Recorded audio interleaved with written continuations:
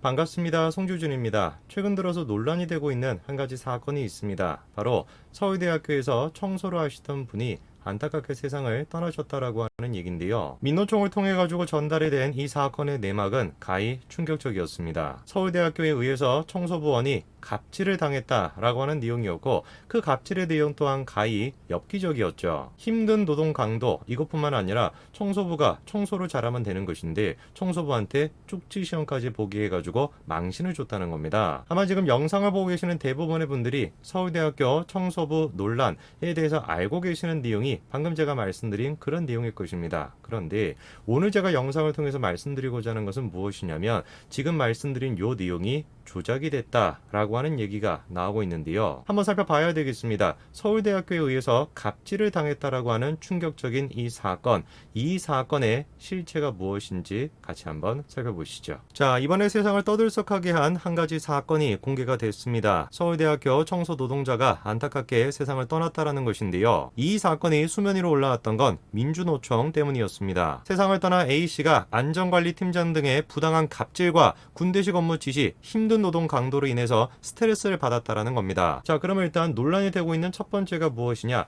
힘든 노동 강도, 이게 지금 논란이 되고 있습니다. 무엇 때문에 지금 저 노동자가 힘든 노동 강도에 시달렸다라는 것일까요? 자, 이런 얘기가 나옵니다. 최근 들어가지고 쓰레기 양이 증가를 했는데 엘리베이터가 없는 기숙사에서 대형 100리터 쓰레기 봉투를 6개에서 7개씩 직접 날라야 했다는 겁니다. 제가 한번 알아보니까 저 노동자분이 근무를 하셨던 곳이 바로 기숙사 925동이었는데요. 만약에 925동이 충수가 뭐 4개가 되고 5개가 되고 6개가 돼가지고 그렇게 높은 충수였다라고 한다면 저 얘기가 타당할 수가 있습니다. 그런데 문제가 뭐냐면 925동이 다음과 같이 생겼어요. 이게 지금 925동입니다. 사진으로 보이는 것처럼 충수가 지금 3층 정도 되는 그런 높이입니다. 글쎄요, 저는 개인적으로 저거를 과연 힘든 노동 강도라고 얘기할 수 있을까 싶기는 합니다. 그리고 이제 논란이 됐던 두 번째가 무엇이냐? 갑질과 관련된 논란이죠. 도대체 저 팀장이라고 하는 분이 노동자분들한테 어떤 식의 갑질을 저질렀다라는 것일까요? 첫 번째가 일단 회의를 신설해서 정장 등의 단정한 옷을 입도록 지시를 했고, 작업 복장으로 오거나 볼펜 수첩을 지참하지 않은 인원에게는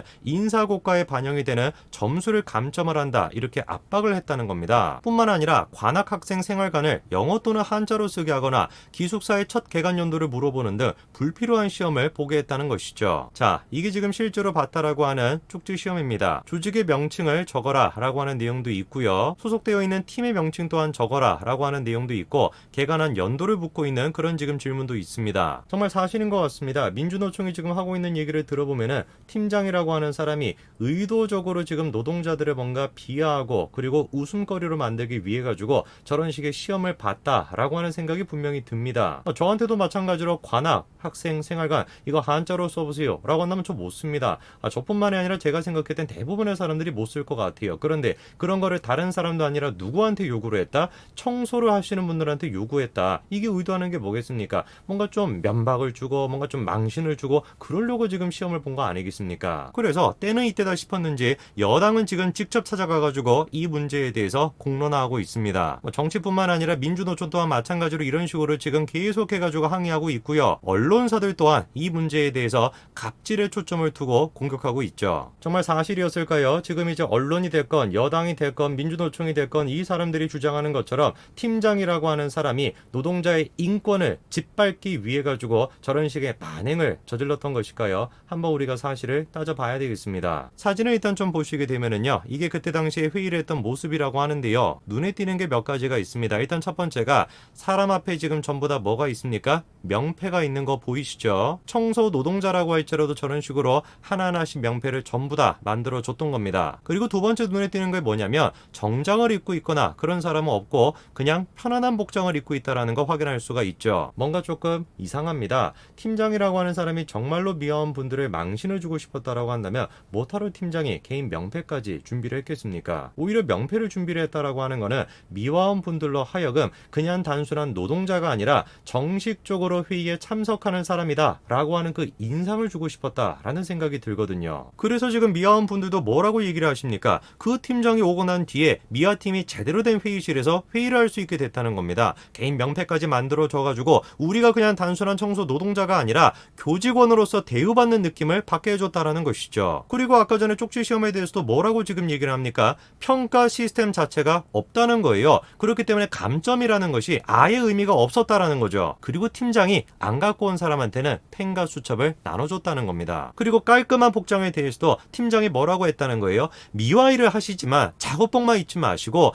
일주일에 한 번은 자신을 위한 시간으로 멋지게 입고 오세요. 이렇게 설명했다는 겁니다. 아무리 우리가 미화일을 하는 노동자라고 할지라도 그냥 단순하게 우리 스스로를 노동자라고 생각하지 말자. 일주일에 한 번 정도만큼은 우리가 진짜 교직원처럼 그렇게 대접을 받자. 이게 지금 저 팀장분이 강조하신 겁니다. 그래서 팀장이 억지로라도 미화원 분들을 회의에 참석시켰던 것이고 개인 명패까지 만들어줬던 것이고 우리를 그냥 단순한 노동자라고 우리 스스로 생각하지 말자. 이 회의에 참석하는 시간만큼은 우리 자신을 위한 시간으로 떳떳해지기 위해서 옷도 깔끔하게 입자. 이렇게 팀장이 강조했던 것입니다. 근데 이러한 모든 내용들이 민주노총을 거치고 나니까 어떻게 지금 된 겁니까?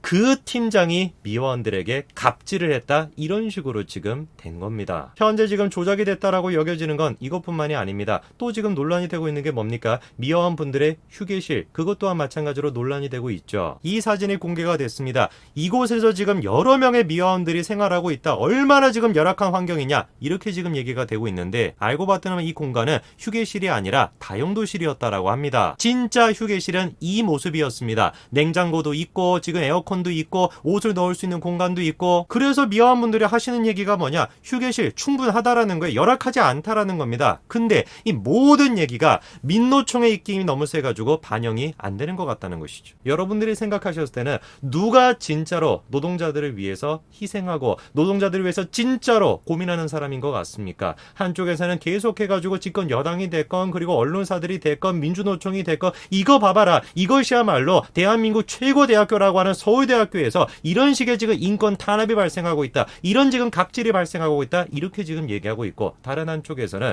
우리가 노동자라고 할지라도 미화원이라고 할지라도 일주일에 한 번만큼은 스스로 떳떳해지기 위해서 옷도 깔끔하게 입고 그리고 학생들을 위해 가지고 우리가 지식도 겸비하자. 이 미화원들을 설득하고 있는 팀장. 어느 쪽이 여러분들이 보셨을 때는 진짜로 노동자들을 생각하는 사람인 것 같습니까? 이 논란이 터지고 난 뒤에 당사자인 배 팀장은 다음과 같은 얘기를 미화원 분들한테 하셨다라고 합니다. 오히려 잘된 일이다. 덕분에 그 선생님의 산재 처리가 원활하게 될 것 같습니다. 감사하고 기뻐해야 된다. 온 지금 대한민국 국민들이 벌떼같이 들고 일어나가지고 저 팀장을 공격하고 있습니다. 어떻게 지금 사회적인 약자인 노동자에 대해 가지고 저런 식으로 갑질을 저지를 수가 있냐? 수많은 사람들이 지금 비난하고 있습니다. 그런데 정작 당사자는 뭐라고 얘기하고 있는 거예요? 감사하고 기뻐할 일이다. 자기 하나 희생해가지고 자기가 이런 식으로 욕먹는다라고 할지라도 자기로 인해서 그 선생님의 산재 처리가 제대로 이루어질 수 있기 때문에 노동자가 됐건 가난한 사람이 됐건 부유한 사람이 됐건 누가 됐든지 간에 내일을 꿈꿀 수 있는 대한민국, 그 대한민국이 되기 위해선 어떤 사람들이 사라져야 되는지 명확해지는 것 같습니다. 오늘까지 말씀드리겠습니다. 감사합니다.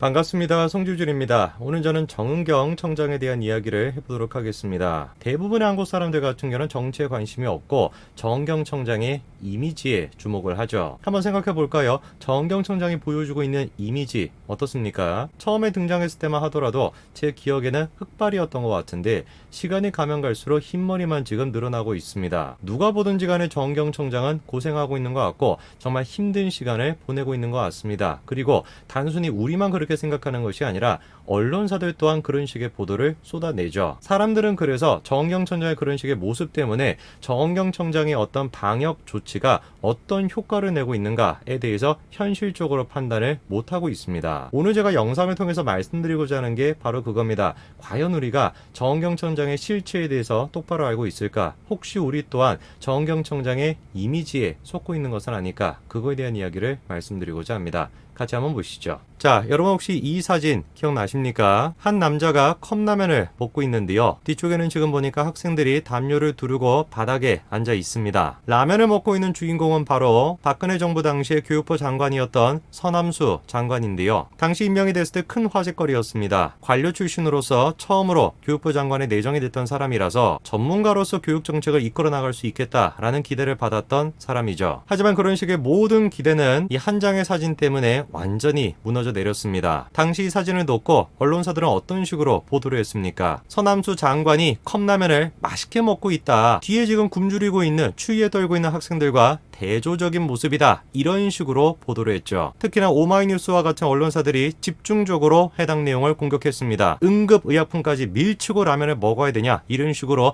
끝까지 공격을 했죠. 아마 지금 영상을 보고 계시는 대부분의 분들이 서남수 장관과 관련된 컵라면 사건 잘 알고 계실 겁니다. 황제 라면이다 이렇게 불렸던 것이죠. 저때 당시에 우리가 너무나 슬픔에 잠겨 있었으니까 저거에 대해서 객관적으로 바라보지 못했다라고 할지라도 지금 와서 저거를 바라보면 좀 어떠십니까? 다른 것도 아니고 컵라면을 먹었는데 그거 가지고 우리가 저렇게 화낼 일이었는가 라는 생각이 좀 드시죠. 하지만 그때 당시에는 이런 식의 논리적인 생각이 아예 불가능했습니다. 결국에 그래서 서남수 장관은 컵라면 때문에 사퇴하게 됩니다. 과연 사실이었을까? 서남수 장관은 아이들이 저런 식으로 추위에 떨고 배고픔에 지금 떨고 있음에도 불구하고 컵라면을 먹을 정도로 황제 라면을 즐겼던 사람이었을까? 그거에 대한 충격적인 진실을 보여드리겠습니다. 자, 아까 전에 사진을 좀 보시게 되면은요, 눈에 띄는 게 한 가지가 있습니다. 서남수 장관이 라면을 먹고 있는데 건너편에도 마찬가지로 컵라면이 있고 누군가가 앉아 있는 것처럼 보입니다. 저 사람이 누구냐? 바로 박준영 전남지사입니다. 문제가 됐던 황제 라면, 그 라면을 권유한 사람이 애당초 누구였던 거예요?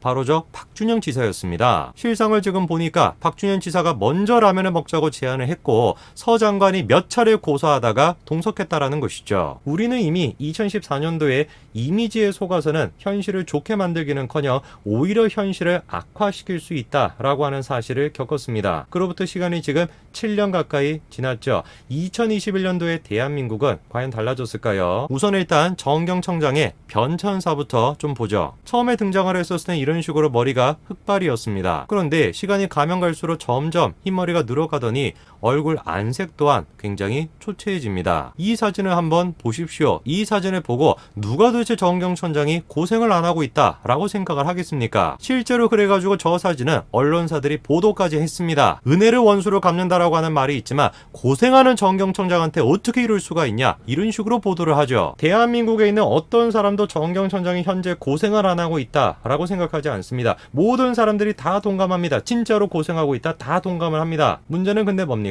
우리가 열심히 한다라 그래가지고 잘하고 있다라는 건 아니다라는 거죠. 현재 대한민국한테 필요한 것은 성실히 하고 있다, 노력하고 있다가 중요한 것이 아니라 성과가 필요합니다. 특히나 안전과 관련된 이 문제에 대해서는 노력을 하고 있다라는 것이 중요한 것이 아니라 성과가 필요한 것이에요. 근데 그런 식의 성과에 대해서 지적하는 거를 언론사들은 지금 뭐라고 맞받아치고 있는 겁니까? 야, 봐봐라. 정은경 청장이 이런 식으로 지금 고생하고 있는데 감히 정은경 청장한테 어떻게 비판할 수 있냐? 이런 지금 프레임을 만들어내고 있죠. 있죠. 컵라면 하나를 먹는 것조차도 황제라면이라고 하면서 어마어마하게 비판을 받았었는데 과연 정경청장은 어떤 식으로 생활하고 있는가 한번 제가 살펴봐야 되겠습니다. 질병관리청 사이트에 들어가게 되면 업무 추진비를 확인할 수가 있습니다. 정경청장의 업무 추진비 사용 내역 또한 공개가 되어 있는데요. 자, 이게 지금 6월 달에 정경청장이 사용한 내역입니다. 대부분의 지금 비용은 코로나 회의를 위해서 사용이 되었죠. 그런데 눈에 띄는 게 한 가지가 있습니다. 스시 88이라고 하는 곳에서 거의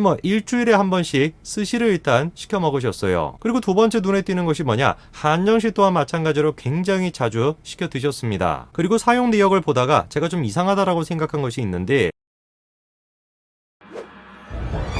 신규 서버에서 최강에 도전하라.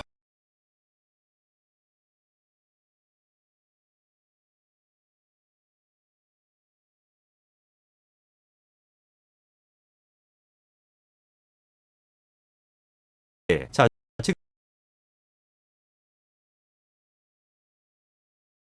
공개가 되어 있는데요. 자, 이게 지금 6월 달에 정경청장이 사용한 내역입니다. 대부분의 지금 비용은 코로나 회의를 위해서 사용이 되었죠. 그런데 눈에 띄는 게 한 가지가 있습니다. 스시 88이라고 하는 곳에서 거의 일주일에 한 번씩 스시를 일단 시켜 먹으셨어요. 그리고 두 번째 눈에 띄는 것이 뭐냐? 한정식 또한 마찬가지로 굉장히 자주 시켜 드셨습니다. 그리고 사용 내역을 보다가 제가 좀 이상하다라고 생각한 것이 있는데 자, 지금 보시면은 한솥 도시락에서 7명이 14만 원 정도를 사용을 했습니다. 명당 2만 원 정도 쓴 것인데 한솥 도시락의 평균 가격을 보시게 되면은 4,000원에서 5,000원 정도가 됩니다. 여기서 판매하는 가장 비싼 도시락이 프리미엄 도시락인데 그게 이제 10,000원 정도가 되죠. 저거를 통해서 우리가 확인할 수 있는 게 뭐냐? 정경청장이 일단 명당 2만 원 정도의 식비를 정해놨다라는 것입니다. 근데 제가 좀 이해가 안 되는 게 뭐냐? 상황이 좀 좋지 않아가지고 어쩔 수 없이 스시를 시키거나 지금 한식을 시키는 것이 아니라 한솥 도시락을 시키는 상황이었다라고 치죠. 그러면은 한솥 도시락을 시킬 때 아무리 많이 먹는다라고 할지라도 도시락을 2개를 먹으면 많이 먹는 것이지 3개, 4개 이렇게 먹을 수가 있습니까? 그래봤자 한솥 도시락은 10,000원 이 정도밖에 안 나와요. 근데도 불구하고 끝까지 명당 2만 원의 원칙을 고수를 했다라는 겁니다. 뭘 시켜야지 한솥 도시락에서 명당 2만 원이 나옵니까? 프리미엄 도시락 1개를 시켜도 10,000원밖에 안 나오는 것인데 억지로 2만 원을 채우기 위해 가지고 갖가지 그냥 것들을 다 섞어가지고 시켰다라는 거 아니에요. 어마어마하게 문제가 돼야 되는 거 아닙니까? 뭐를 생각을 해봤을 때 2014년도에는 컵라면을 1개를 먹어가지고 장관이 사퇴를 했다라고 하는 걸 생각을 해봤을 때 저런 식의 행위는 엄청나게 비판을 받아야 되는 거 아닙니까? 현실적으로 한번 따져볼까요? 현재 지금 대한민국이 정경청장이 보여주고 있는 방역의 모습이 진짜로 정상인지 한번 따져볼까요? 중국 또한 마찬가지로 코로나 백신을 생산하고 있습니다. 그런데 그 코로나 백신에 대해서 계속해가지고 문제가 지금 나오고 있죠. 심지어 최근에는 식염수와 생수를 코로나 백신으로 속여가지고 수백만 달러를 팔아넘긴 사람도 적발이 됐습니다. 자그마치 그 금액만 하더라도 40억 원치라고 합니다. 예방 효과 또한 마찬가지로 계속해가지고 지금 문제가 되고 있죠. 그래서 중국 내부에서조차도 중국 백신은 안 맞겠다라는 거예요. 그런데 세계 최초로 한국 정부가 어떻게 했습니까? 중국 백신을 맞은 사람을 격리 면제시켜줬습니다. 뭐라고요? 못 들으셨을까봐 제가 다시 한번 말씀을 드릴까요?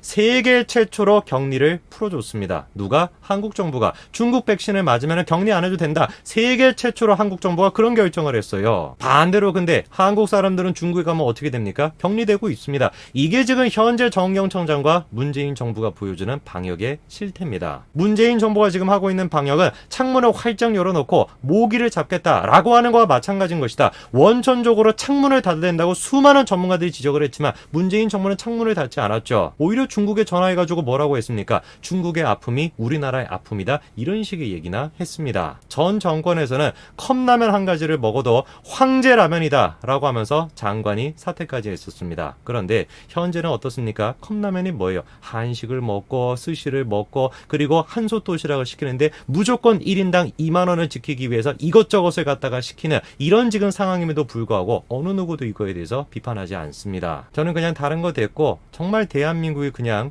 정상적이고 상식적인 그런 나라가 됐으면 좋겠습니다. 방역조차도 이런 식으로 이미지하고 정치 쇼 이런 것 좀 안 했으면 좋겠습니다. 오늘까지 말씀드리겠습니다. 감사합니다.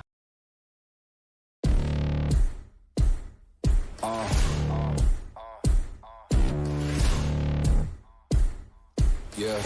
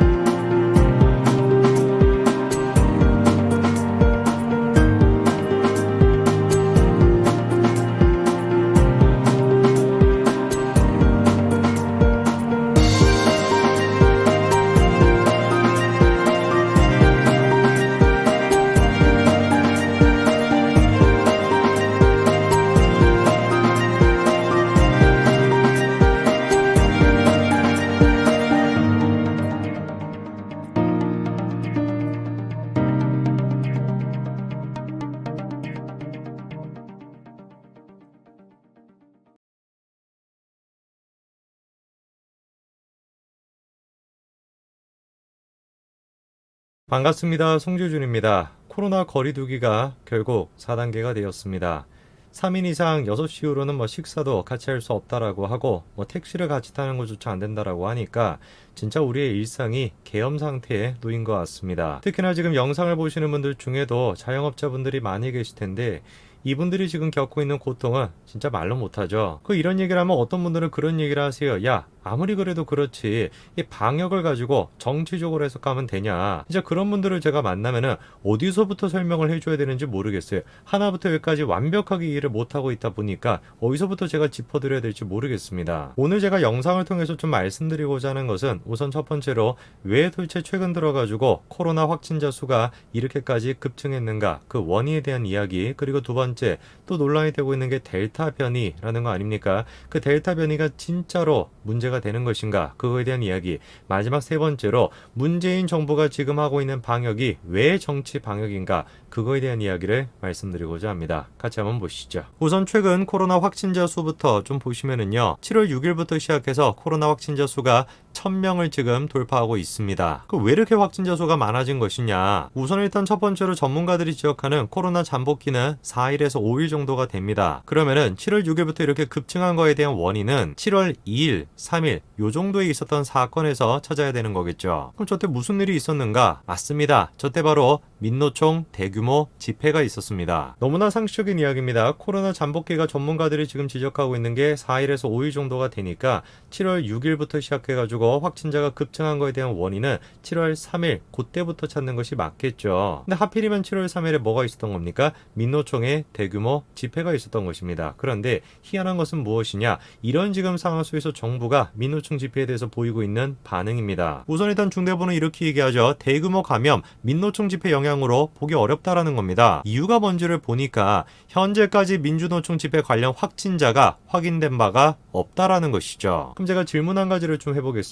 민노총 집회에서 확진자가 나오기 위해선 뭐가 전제가 되어야 될까요? 민노총 집회에 참석한 사람들에 대한 전수조사가 이루어져야 되겠고, 그 사람들에 대한 코로나 검사가 이루어져야 그래야지 민노총에서 확진자가 나오는지 안 나오는지를 알 수 있는 거 아닙니까? 실제로 그런 이유 때문에 광화문 집회 당시에는 정부와 경찰이 어떤 모습을 보였습니까? 정부가 직접 나서가지고 광화문 집회 참석자에 대한 전수조사를 벌였죠. 아예 어떻게까지 했습니까? 거부를 하면은 강제 조사까지도 했습니다. 어쨌거나 저쨌거나 정부가 밀어붙여가지고 전수조사를 하고 강제 조사까지 했습니다. 그 결과 어떻게 됐죠? 오히려 알고 보니까 광화문 집회 코로나 확진율이 낮았습니다. 근거가 뭐냐? 질병관리청의 답변 자료입니다. 확인해보니까 광화문에서 확진자 비율이 0.81%로 전국 확진자보다 0.66%나 낮았던 것이죠. 실제로는 광화문 집회에 참석한 사람들의 확진율이 전국에 비해 가지고 0.66%나 낮았습니다. 그럼에도 불구하고 저때 당시에 문재인 정부는 모든 확진에 대한 원인이 광화문 집회에 있는 것처럼 정치적으로 총공격을 퍼부었죠. 이런 식으로 자신의 페이스북에다가 뭐라고 써놨습니까? 국가 방역 시스템에 대한 명백한 도전이자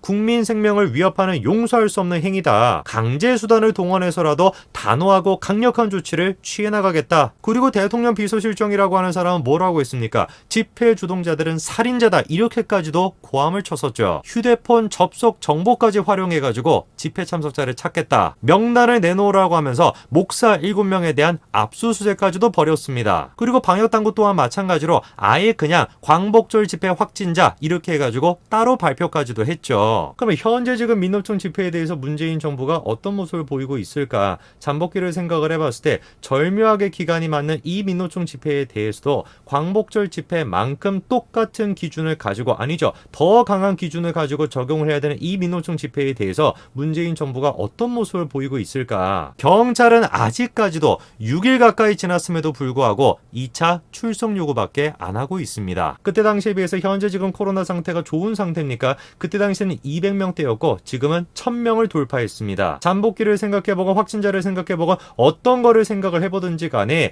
민노총 집회에 대해서 강력했으면 강했지 결코 약한 조치를 취하면 안 되는 것인데, 현재 지금 문재인 정부는 너무나 소극적으로 대처하고 있죠. 이렇기 때문에 우리가 문재인 정부의 방역을 정치 방역이다 이렇게 얘기하는 것입니다. 문재인 정부의 방역을 정치 방역이다 라고 얘기하는 두 번째 이유가 뭐냐면 이 지금 코로나 사태에 대한 국민들의 공포감을 과도하게 조장하고 있다라고 하는 것인데요. 자, 이번에 이런 기사가 나왔습니다. 코로나 확진자 숫자를 정부가 마음대로 조작을 했는가라고 하는 얘기인데 해당 실토한 주인공은 바로 손영래 반장인데요. 미니는 다양한 개성과 취향을 존중하는 스타벅스도 손 반장이 지난 6일 브리핑에서 뭐라고 했습니까?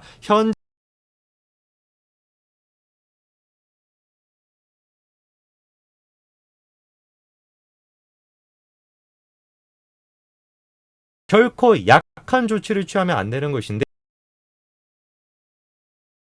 현재 지금 문재인 정부는 너무나 소극적으로 대처하고 있죠. 이렇기 때문에 우리가 문재인 정부의 방역을 정치 방역이다 이렇게 얘기하는 것입니다. 문재인 정부의 방역을 정치 방역이다 라고 얘기하는 두 번째 이유가 뭐냐면 이 지금 코로나 사태에 대한 국민들의 공포감을 과도하게 조장하고 있다라고 하는 것인데요. 자, 이번에 이런 기사가 나왔습니다. 코로나 확진자 숫자를 정부가 마음대로 조작을 했는가라고 하는 얘기인데 해당 실토한 주인공은 바로 손영래 반장인데요. 손 반장이 지난 6일 브리핑에서 뭐라고 했습니까? 현재 검사 건수를 공격적으로 확대하고 있어서 내일부터 환자가 더 증가할 수 있을 것으로 예상한다 이런 얘기를 합니다. 뭔 말을 지금 하고 있는 거예요? 검사를 더 많이 하다 보니까 확진자가 더 늘 것으로 예상하고 있다 이런 얘기를 갖다가 방역당국이 지금 하고 있는 것입니다. 한번 확인을 해봐야 되겠죠. 실제로 최근 들어가지고 코로나 검사 건수가 늘었는가 실제로 한번 확인을 해봐야 되겠습니다. 자, 보시게 되면 이게 지금 7월 7일까지 코로나 검사 건수가 정리가 되어 있는데 평균적으로 봤었을 때 어느 정도였습니까? 2만 건 이 정도가 검사 건수 평균이었습니다. 자, 그러면은 최근 들어가준 검사 건수가 어떠냐? 자그마치 13만 4,882건 이 정도나 지금 검사를 하고 있습니다. 그러니까 코로나 확진자 수가 1000명을 돌파하기 전 7월 초의 검사 건수는 평균적으로 2만 건 정도였는데 현재 지금 1000명을 돌파하고 있는 지금 시기에는 검사 건수가 얼마나 된다라는 겁니까? 자그마치 6배나 지금 증가를 해서 12만 건, 13만 건 정도가 검사가 이루어지고 있다라는 것이죠. 방역당국이 지금 실토를 한 거 아닙니까? 검사 건수가 늘어가게 되면 자연스럽게 확진자 수도 는다. 이거를 지금 실토를 했는데 정말로 그런 것입니다. 그래서 코로나라고 하는 것이 얼마나 위험한 것인가, 코로나라는 것이 얼마나 치명적인 것인가, 그거를 알아보기 위해선 확진자 수가 중요한 것이 아니라 사망자 숫자를 봐야 된다는 것이고 이런 맥락을 생각을 해봤을 때 최근 들어가지고 논란이 되고 있는 델타 변이 이것 또한 지금 전문가들이 의심하고 있습니다. 서울대학교 이황재 교수는 계속해가지고 강조하고 있죠. 코로나가 정말로 위험한 것이라고 한다면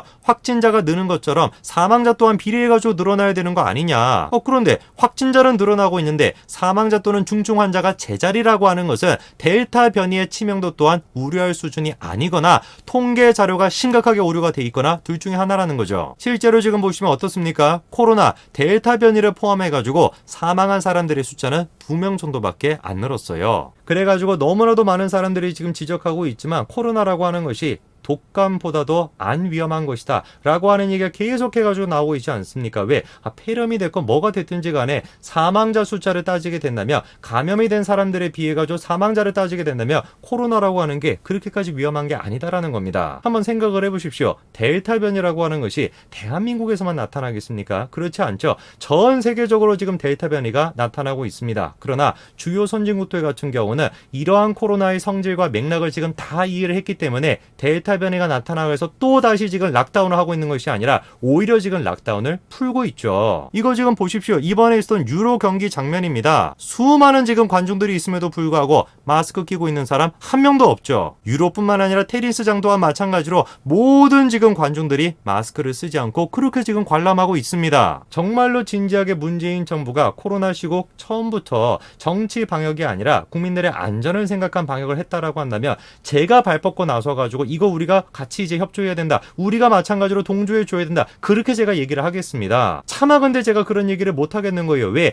이 방역이라고 하는 것이 진짜로 국민들의 안전을 생각해가지고 하고 있는 방역이 아니라 철저하게 정치적인 목적을 가지고 이루어지고 있는 그런 정치 방역이기 때문에 메르스가 됐건 조금이라도 사건이 발생을 하면은 수십만, 수백만 명의 사람들이 광화문 광장을 가득 채워가지고 촛불을 들었었는데 촛불을 들었던 그 사람들 요즘 뭐하고 계시나 모르겠습니다. 오늘까지 말씀드리겠습니다. 감사합니다.